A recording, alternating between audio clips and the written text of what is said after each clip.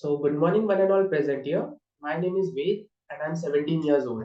On behalf of Marathi Theosophical Federation and Young Indian Theosophist Group, I welcome you all to the November Lecture Symposium. I also wish you a happy Foundation Day, which dated on 17th last week. Before starting the lecture, I would like everyone to join their hands for universal prayer. O hidden life, vibrant in every atom, O hidden light, shining in every creature. O hidden love, embracing all in oneness, may each who feels himself as one with thee know is also one with every other. Shanti, Shanti, Shanti. So, I welcome everyone again today in this November lecture series. We are on 2nd November and 3rd Sunday. Today's book of study will be Way of Self-Knowledge by Radha Barnian Ma'am. We chose this book as a tribute to Radhaji because past this week on 15th of November, it was her birth centenary. This book explores various aspects of self-awareness and provides an understanding and guidance on how to cultivate self-knowledge. This book is divided into several chapters, each focusing on different aspects of subject matter. We studied this book under the guidance of our mentors, Sis Mrinal Joshi from Pune and Sis Preeti Wagdev from Nagpur. So, the first chapter will be discussed by Sai. Sai is 14 years old and is in ninth grade.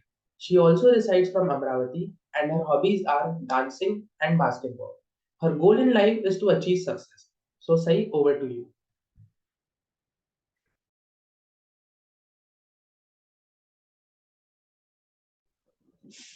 Thank you, Ved. I'm glad I got this opportunity to speak on the lecture, The Way of Self-Knowledge. And so I'll just start with my lecture. So my first topic is Sense the Oneness in Nature. Theosophy emphasizes the importance of the physical world and psychology world as well as the hearts of men.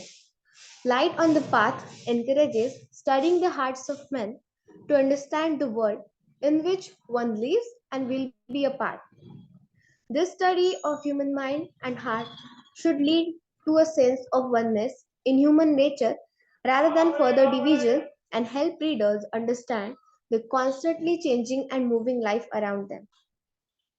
The human mind is a complex system that divides and separates individuals based on their past experiences and self identity. This division then leads to conflicts of class, race, religion, and family, as all the people think in such terms. The human mind is same in all and it divides everywhere. The mind works by distinctions, creating the image of I, which is a combination of past memories and self conscious identification of them into a single imaginary thread. This bundle of experience is what HPB calls the false personality.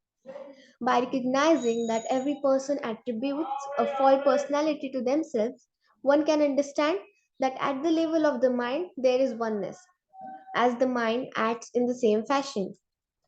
HPB said that man is a microcosm.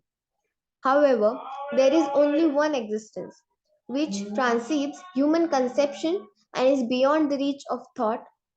Wisdom or theosophy is a religious awareness that comes into being when there is perception of the omnipresent one existence in all things.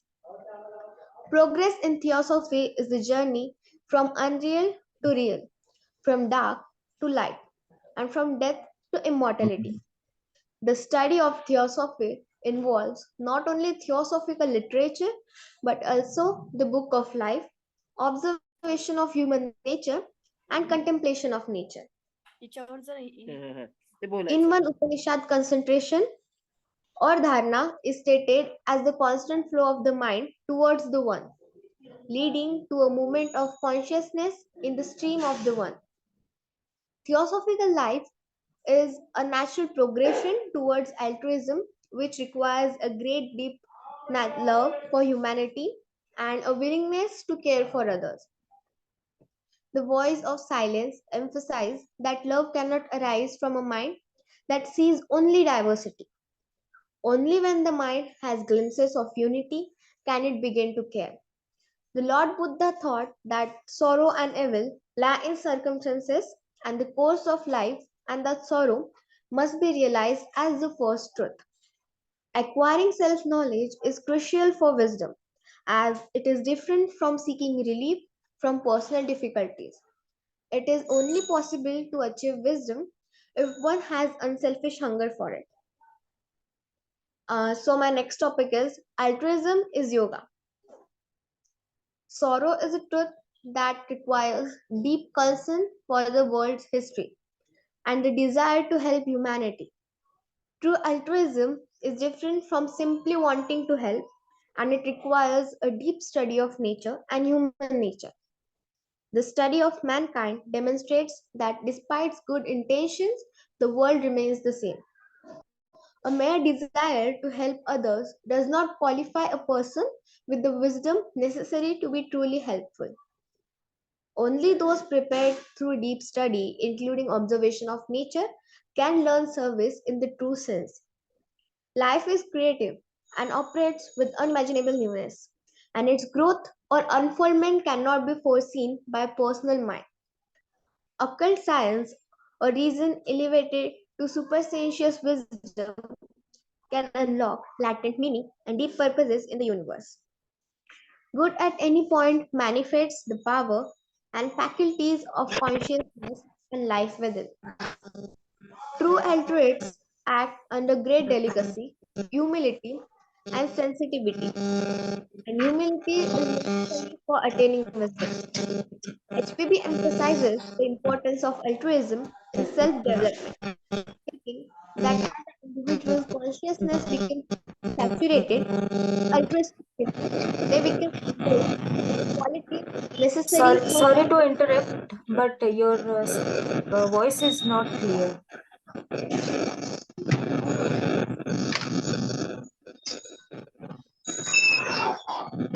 is it clear now?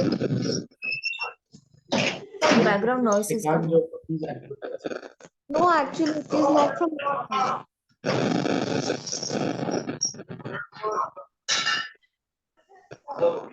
Okay, Some good. disturbance is there from maybe the mic or something is having issue.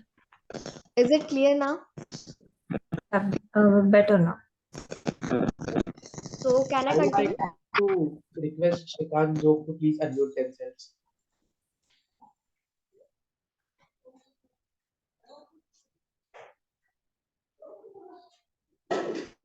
Yeah, continue. You can continue now. Okay, thank you. SPB emphasizes the importance of altruism in self development, stating that as an individual's consciousness becomes saturated with altruistic feelings, they become endowed with the qualities necessary for self development. Altruism is a textual change in the quality of the mind rather than specific action. True occultism or theosophy is the great renunciation of self, unconditionally and absolutely in thought as in action. Altruistic realization is the state where self will and the desire to mold life into patterns of one's own making come to an end. Altruistic progression involves skill in wiping out the personal self through understanding its movement. Self knowledge or Atma Vidya is the only kind of altruism that any theosophist should strive after to be wise and unselfish. Coming on to my next and last topic, observe what is happening within. The self existence is known through its movements, such as thought, emotion, and motivation. To understand the self, one must observe what is happening within, which is difficult due to the constant changes in the mind's activities. Clarity, a logical outlet, and keen observation are necessary for observing these movements and understanding them. External facts facilitate sharpness and clarity, but an, um, but an unaccustomed eye is handicapped for self knowledge. To learn about color, form, movement, and feeling, one must learn to look acquire flexibility, and be neat. A rational and logical mind is also necessary for observing facts, as without the capacity to be rational, one is likely to be deceived in without looking at internal activities. Decide is a part of the structure of the self, and it tries to be other than it is and impress others by what it is not.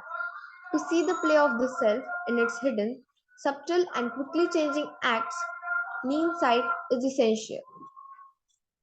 Self knowledge is rare due to the numerous vested interests within individuals and society that often prevents individuals from examining themselves closely. This psychological compulsion has led to a tendency to attribute evil and sorrow to external circumstances.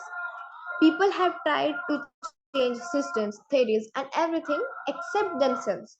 But few accepted that the solution to the world's problem lies in the creator of the problem, that is, the man itself. Many people refuse to confront this unpleasant fact, avoiding the realization that the solution lies in the creator of the problem. Man's biological inheritance drives him towards survival of security, primarily ensuring the survival of the individual and the species. However, the human mind has extended this instinct to include the desire for large mansions, various objects, food, delicacies, and enjoyments. This has led to the creation of a vast organization to manufacture these items, factories, markets, banking system, and communication network. As a result, man feels like a cog in machine suffering from a sense of alienation. This is due to the psychological drive that once was a simple biological instinct of self protection, which has become a threat to security. As man seeks to fulfill himself by seeking more from outside and becoming something different than himself. This pursuit of power, property, and pleasure is the cause of danger and frustration. Here I end up with my topics. Thank you.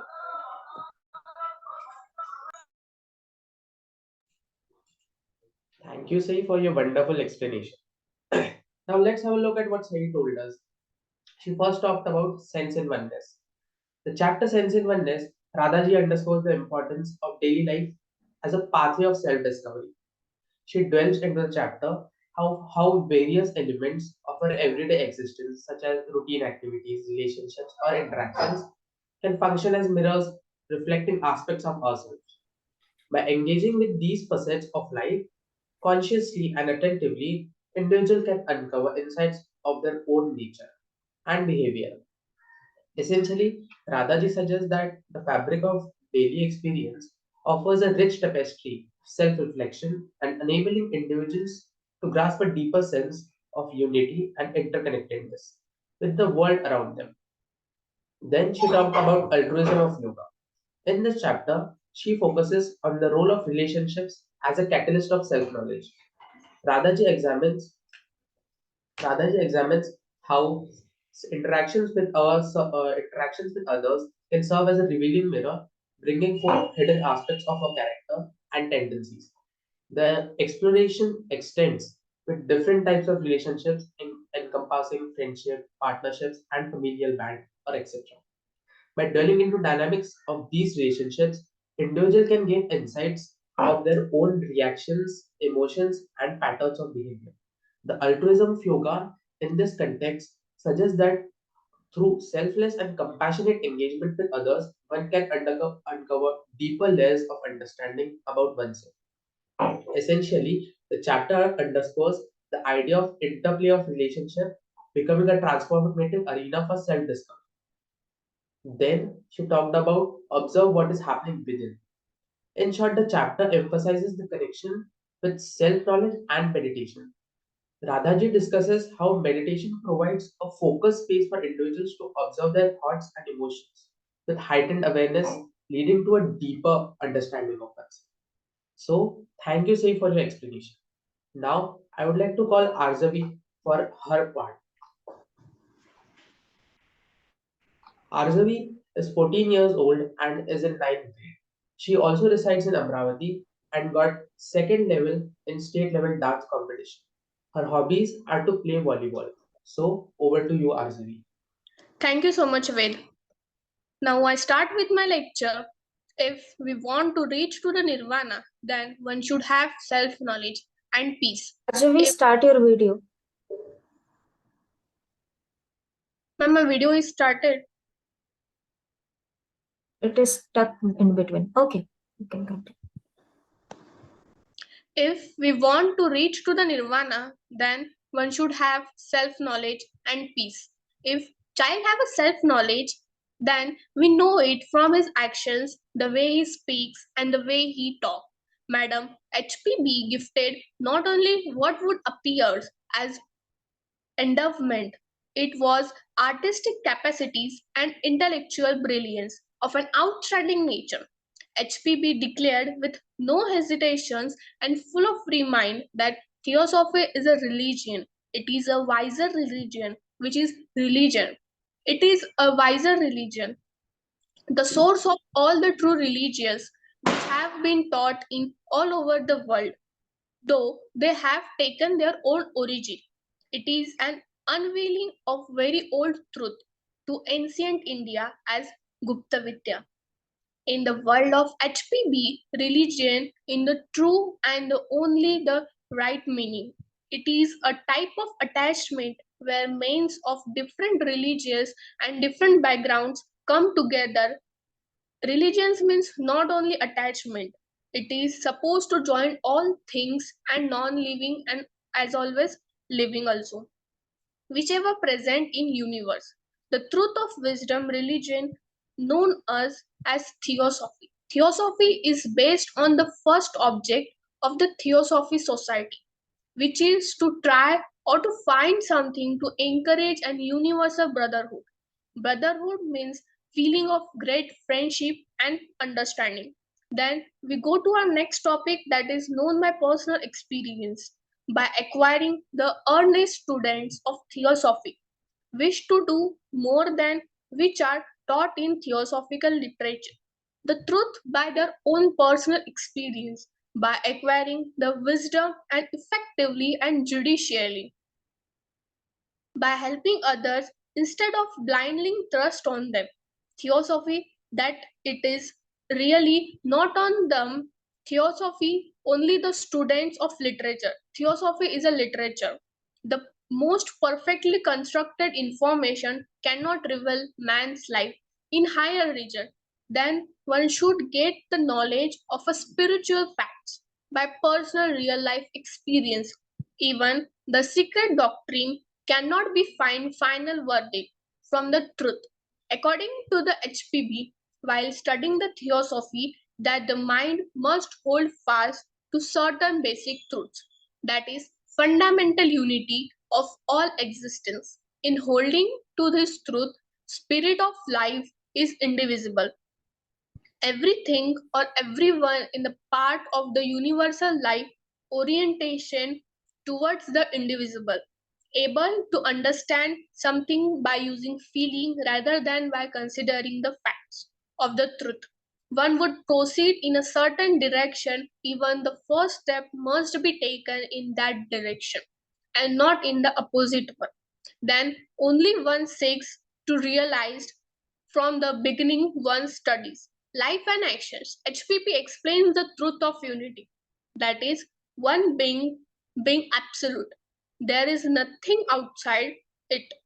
It is all being. It is undivisible. Then my next topic is sorrow and evil. The Katha Upanishad, an ancient word that he who seems only dissimilarities here passes from death to death, from millions of years, pointing this out, a sage root. It is the same now as it was a millions of years ago.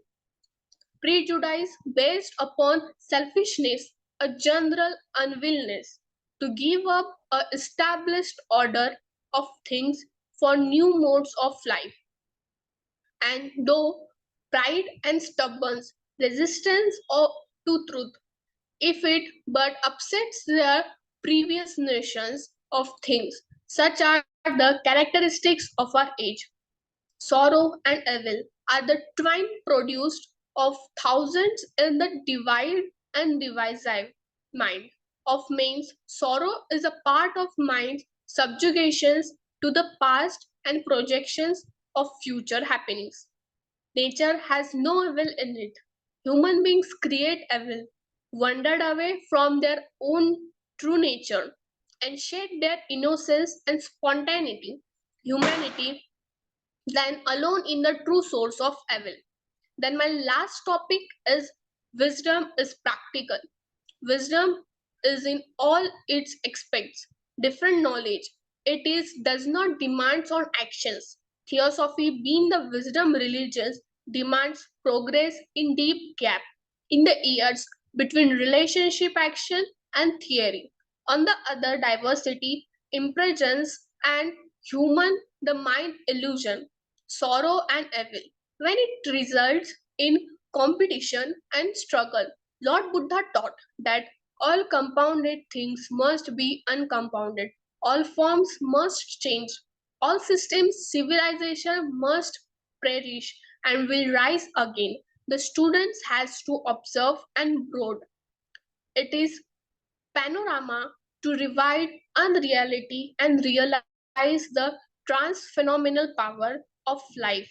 All forms are mutable and compounded, but there is in the unseen but predictable. When it immutable and compounded, immortality is not blinded by phenomena, needed inversity of forms, but permits these eyes to become more sensitive to the inner essence. By this, I have ended my lecture. Thank you so much. Thank you, Arzavi, for your insights. Now, let's take a quick look at what Arzavi told us. First, she talked about self knowledge. Self knowledge goes beyond mere accumulation of information or intellectual knowledge, but delving into one's direct personal experiences and self observation. Radhaji emphasizes that true self knowledge emerges through a deep understanding of oneself, through first hand encounters and reflective observation.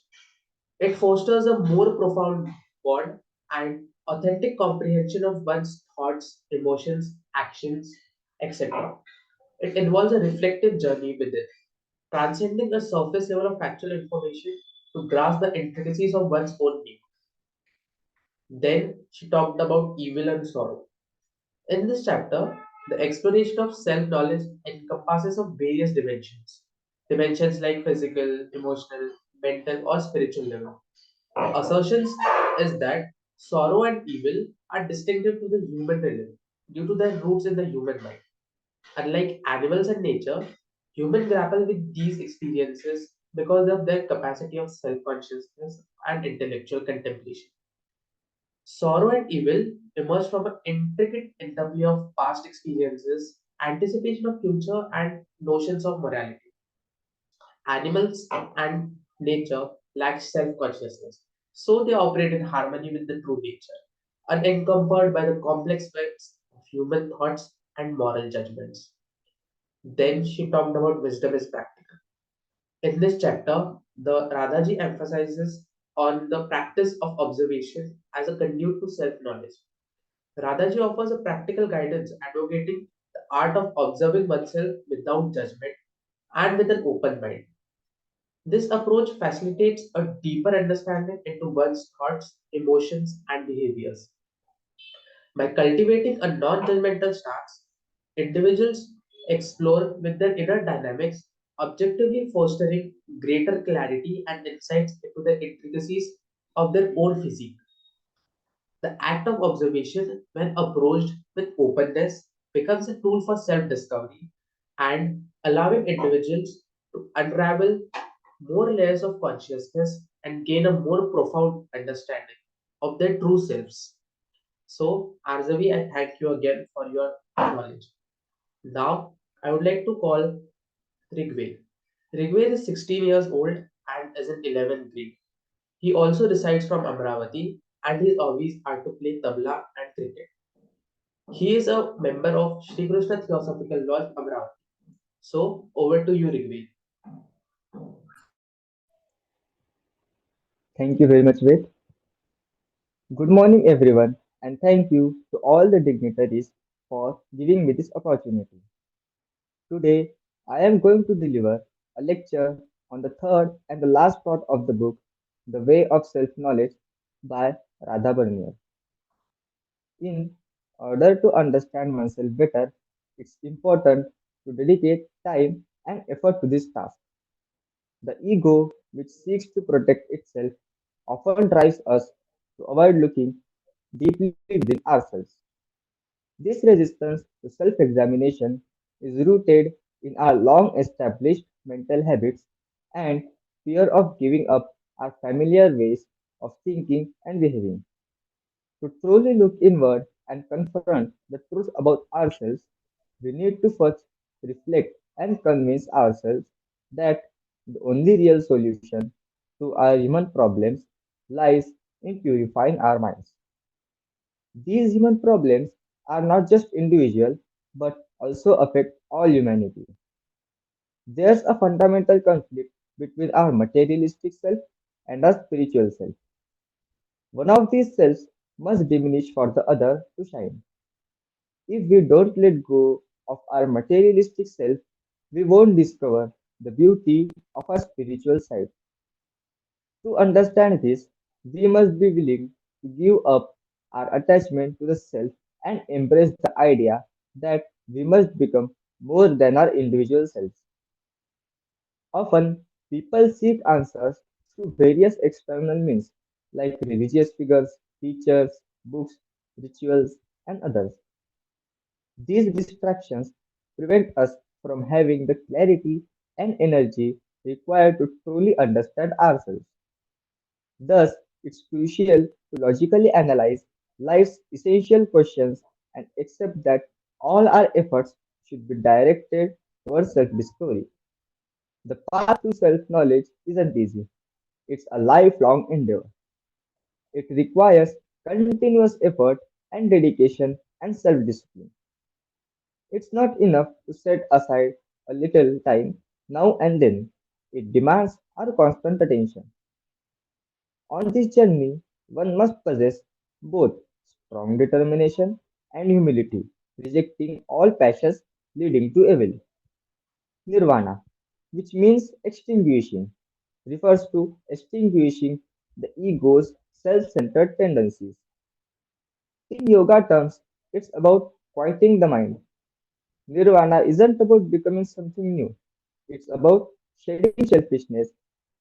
True self knowledge can only be achieved by each individual through daily personal effort, not from external sources like books or others. Understanding and rejecting your own selfishness leads to doing what's right. Being morally right doesn't depend on society's rules or what considers normal. It comes from a mind that has let go of selfishness and self centeredness.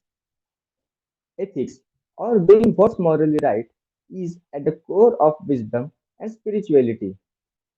It's the key to easing suffering, both physical and emotional. Every true religion is based on ethics, even if the specific rules may differ. Basically, religion can't exist without morality. Just like you can judge a tree by the fruit it bears, even a little self awareness can help people become more morally upright, bringing peace and harmony. Humans are unique because they can understand things beyond just what they can see and touch. It's not just about recognizing physical objects, it's about understanding abstract ideas and truths. Civilization isn't just about building things, it's about living by important values like beauty, harmony, freedom, and doing what's right. These values are important aspects of being human. Our growth as individuals and as a society comes from becoming more aware and expressing these inner values that are part of our consciousness. In ancient India, people believed that real consciousness is linked to intelligence and happiness. Everyone, including animals, seeks happiness because it's a natural part of consciousness. We don't usually question why we are happy. We just expect it because it's our natural state. We only start to question when we are not happy. When people haven't fully developed their consciousness, they feel like something is missing and they become dissatisfied. This dissatisfaction leads them to search for things they think will make them happy, like family, friends, possessions, or money. But this constant search outside ourselves is like a big illusion that keeps us stuck. This illusion is often compared to a vast sea in which we are lost. The Eastern tradition calls it the sea of becoming. The illusion starts to fade when we realize that looking for happiness outside of ourselves is a big mistake. True happiness comes when we let our inner awareness grow and become more significant. Ancient wisdom teaches that a mind that holds on to nothing can reach nirvana, a state of peace and liberation. Our minds are attached to what's familiar and conventional. This is why we find it hard to break habits. When we cry for someone who has passed away, it's often because we have lost something familiar and comforting. Attachment also shows up as a deep desire for continuity, the wish to see ourselves continue through family or fame. This desire for continuity drives people to take risks and do heroic things. It also leads to a fascination with reincarnation, belief in afterlife, and contacting mediums. Reincarnation is a belief in many religions, as it helps explain the ups and downs of life. It can be comforting, especially when some religions say that if you don't follow their rules in one lifetime, you will be damned forever. However, even though many religions talk about reincarnation, Buddha, one of the wisest people, didn't emphasize it much. The reason is pretty clear. Whether consciousness lives in one body or many doesn't matter much to those seeking freedom from suffering and ignorance. True liberation comes from letting go of desires and attachments. The desire to continuity in any form, like wanting to be famous or remembering past lives, is a hurdle to freedom. This desire is deep in our minds, so it needs special attention in the quest to understand oneself. It's important to find and let go of the desire to simply exist before we can truly understand what it means to free from non existence. Consciousness has the power to create and understand everything, but it flourishes when it's not tied down by attachments. Attachments, whether to the past or present, limit us in time and space. Our ability to know things, which is the core of consciousness, is limitless. Yet, we often ignore this limitless potential and attach ourselves to a small set of known facts that we identify as ourselves or our knowledge. Being attached to what we know limits our understanding to a tiny sphere. Even the smartest people's knowledge is still small compared to what consciousness can know. And adept, someone spiritually advanced, gains profound insight instantly into the deepest truths of life, not through slow investigation, but by connecting deeply with the universal essence of nature. Consciousness, our ability to think and create, can truly flourish only when we let go of attachments and stop identifying ourselves with material things. In this freedom from attachment, we discover another eternal value in consciousness, spiritual liberation, or true freedom from attachments is considered the ultimate goal of human existence in the East. Freedom is something all life naturally seeks, just like happiness. This suggests that freedom is part of our nature. When consciousness is free from attachment to to finite things, it returns to its original and natural state. Freedom is often described as the natural state in yoga because in this state, everything that's inherent in consciousness, like wisdom, love, harmony, purity, and abundance, can manifest along with freedom, happiness, and intelligence. So, self knowledge involves denying attachment and illusion while discovering the genuine nature and abilities within us. To truly understand ourselves and purify our minds, we must empty the mind of accumulated thoughts and memories, not just on the surface, but in its deepest layers. The mind must be completely empty to truly receive wisdom. The desire to empty the mind to gain experiences is an obstacle in itself and needs to be fully understood. When we genuinely understand ourselves and have purified our minds, there's no longer a conventional self as we usually think of it. In this state, the term self knowledge loses its meaning because there's no longer a knower who knows the self as an object. In true wisdom, there's no duality. There's no self to know, no one doing the knowing, and nothing to be known. It's a deep spiritual state where the knower and the known are in complete union. Thank you very much.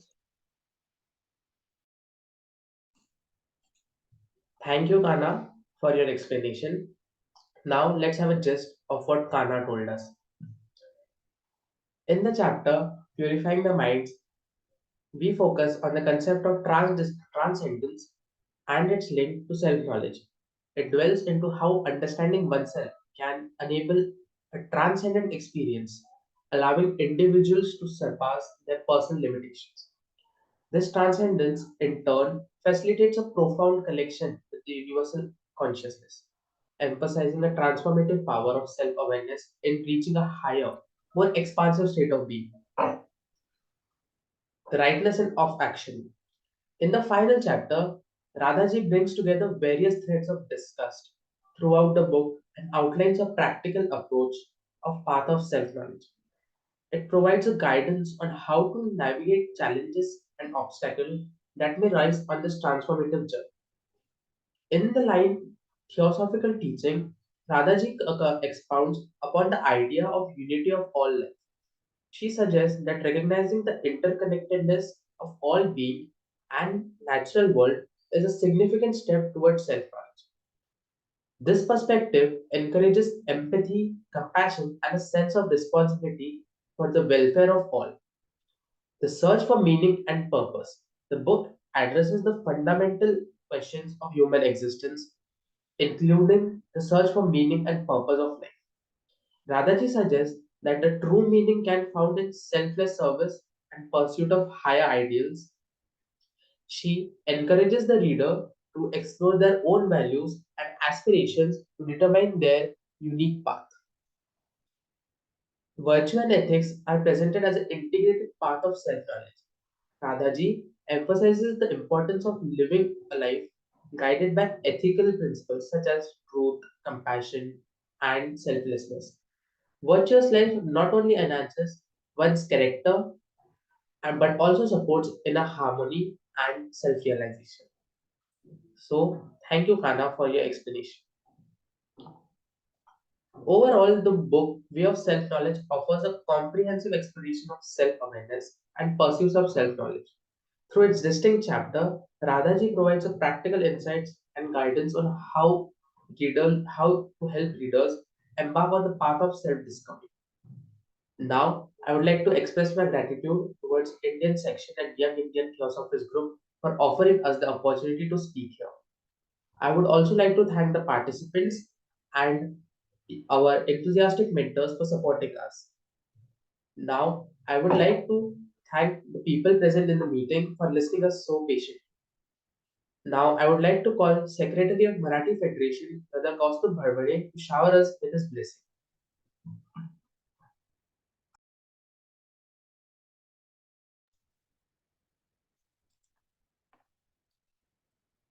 Thank you, Rugved. It was thank you, Ved. Sorry, Ved and Rugved. Okay, sorry. Thank you, Ved, for the opportunity, and I thank the young Indian theosophist for the opportunity given to me. It was a very good initiative, and we wish the initiative be expanded. The mentors need a special commendation, special thanks for guiding all these people, all these young students to get exposed to this difficult topic, or rather topics in that particular respect. It's extremely important that all these terms म्हणजे ज्याला कानावरनं जाणे म्हणतात, are heard. Later on, they will understand the depth of these terms, and maybe even get the personal experience, which is the most important thing theosophy emphasizes to have. Um, all these terms are difficult to understand is an understatement, and that's the reason I'm repeating it. It's even difficult for seniors to understand. So, what about a 14-year-old or 16-year-old? This is a very good opportunity to delve into the depths of theosophy, and it's a great exposure. All have done well and given due emphasis to the right aspects of Radhaji's saying. Okay. Um, let me also commend each one of them. Sai did excellent reading. In fact, all of them had done very well. Uh, Sai was a very matured and very emphatic kind of a natural flow that she had. Aarjavi was great to hear so deep a thought and so concise a thought. Rheegved also did very well delivered, and I hope they read deeper, understand deeper, and also translate these particular things into their own lives. Um, Even for me, it was an eye opener, and I could just listen to the master's words through the words of uh, Radhaji. Okay, so it's a great book, great compilation, and great thoughts. So continue. Thank you so much. Thank you, sir. Now I would like to hand over to Shikharji to say a few words.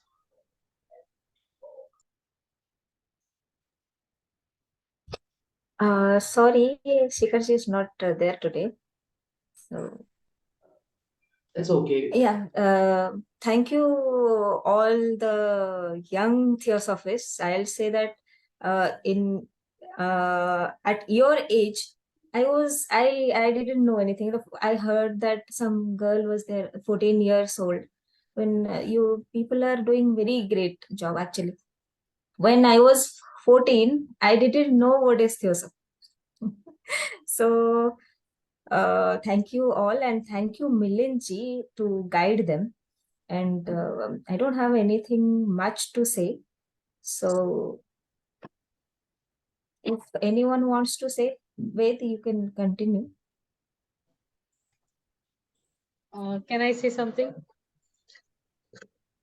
Yes, Vimalji. Yeah, Smita, I hadn't heard of theosophy until I was 40. So, what do you say for that? Now, I'd just like to say that it was a difficult text. And yes, today was the first time I attended a theosophy lecture by such young people. 13, 14, it's unimaginable that you read the text and you tried to present it. So it was tough, and you guys did a great job. To take something away from what you have studied today, I'll give you a tip. For example, Radhaji once wrote in a article of hers that she was talking to J. Krishnamurti, and Krishnamurti told her that why do you give what is left over to the maid? Why don't you give what is the new sweet that has come fresh to your maid? So that when I read that, from then on, and I read that maybe about 10 years ago, I always made it a point to open the fresh food and always share the fresh food with our maids, not any leftovers. So what I'm trying to say to you is, when you read anything, it can be something very small, but if that there is a practical action following that learning, that is real learning. Okay, that is very important learning. It might be very small, but it is very important because that is going to change you by itself. That action is going to change you, which you will be doing. So that is the small tip that I'd like to share. And congratulations to all of you. Thank you. Thank you, Vimalji. Now, I would like to call Sis Sharayu Wagdev to conclude the meeting with prayer.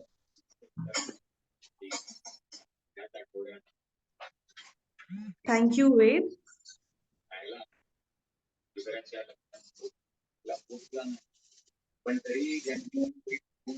Asato ma sadgamaya tamaso ma jyotirgamaya mrityorma amrutam gamaya. Om sarve vai sukhina santu sarve santu niramaya सर्वे भद्राणि पश्यन्तु न कश्चित् दुःखभाग् भवेत्। ॐ शान्ति शान्ति।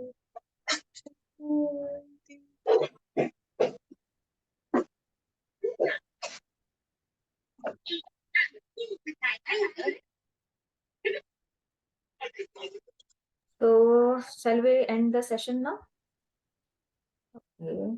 Happy Sunday to all of you. And I'm ending the session. And good luck to India on the World Cup. Yeah. Yeah, bye.